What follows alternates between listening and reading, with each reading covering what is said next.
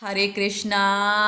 राधे राधे। आप सभी का स्वागत है मेरे YouTube चैनल श्री राधा माधव रसामृत में।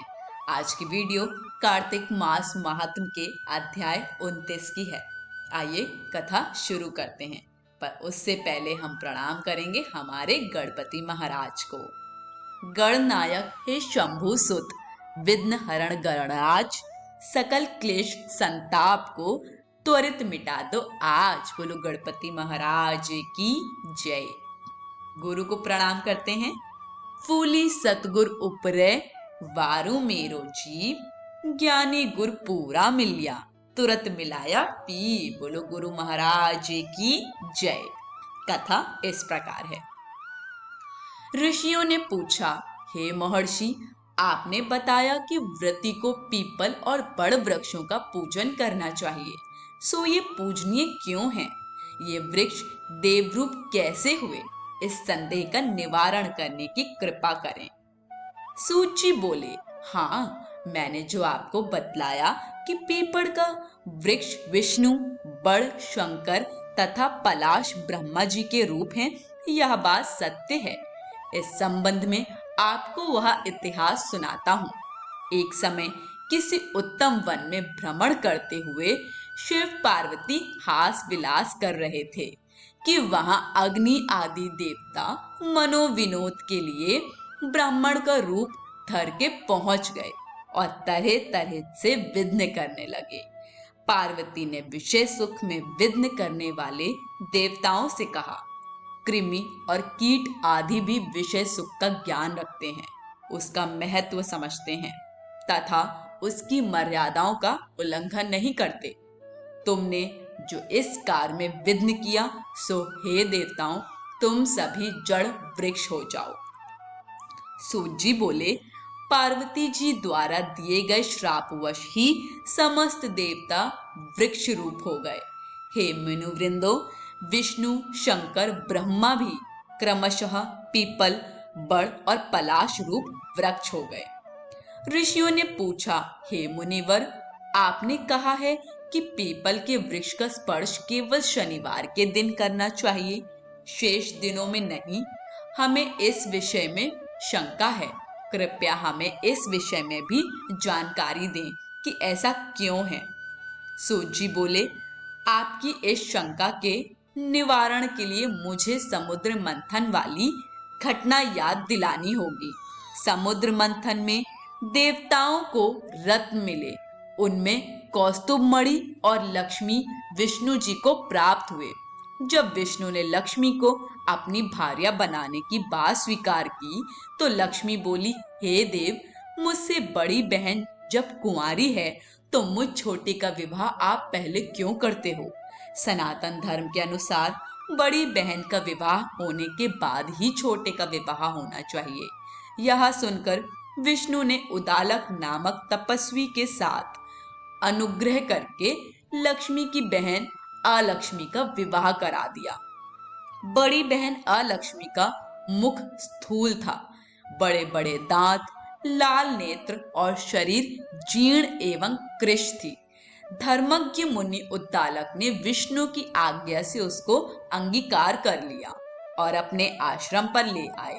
वहां होम का सुगंधित धुआं उठ रहा था, वेद ध्वनि हो रही थी, सुख शांति का साम्राज्य था। ऐसे स्थान को देखकर दुखी होती हुई अलक्ष्मी बोली, हे ब्राह्मण, यह स्थान मेरे निवास योग्य नहीं है, मुझे आप किसी और जगह ले चलो। उद्दालक बोला, कांते, यह क्या बात हुई? तुम यहाँ क्यों नहीं रहोगी?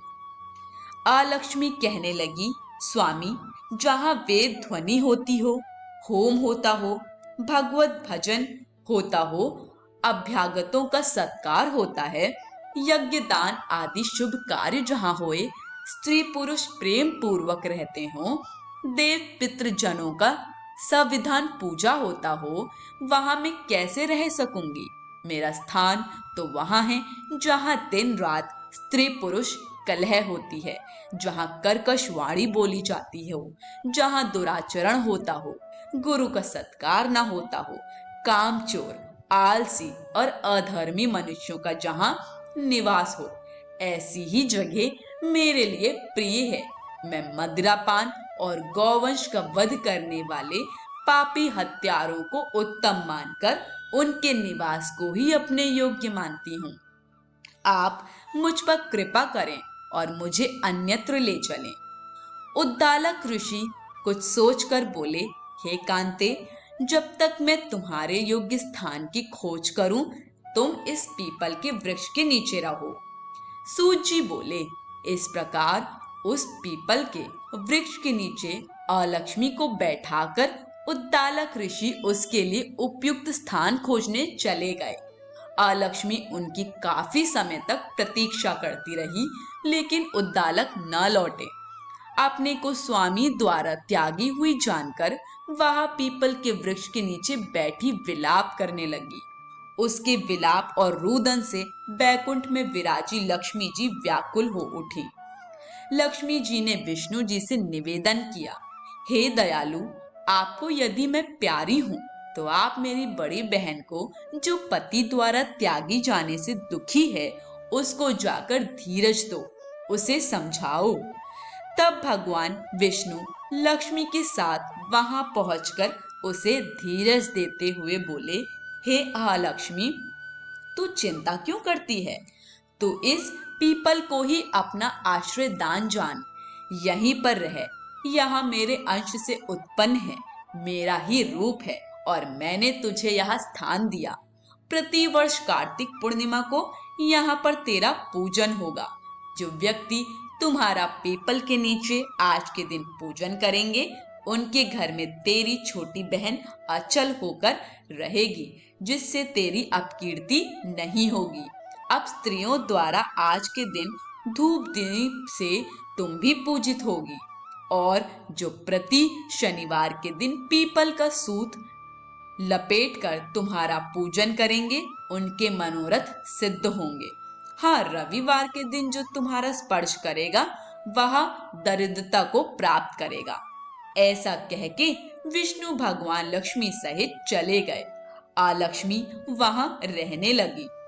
सूत जी बोले, मैंने श्री कृष्ण, सत्यभामा तथा नारद और पृथु के मध्य संवाद को आप लोगों को सुनाया है। समस्त ऋषिगण अपनी जिज्ञासा को शांत करके आनंदित हो उठे।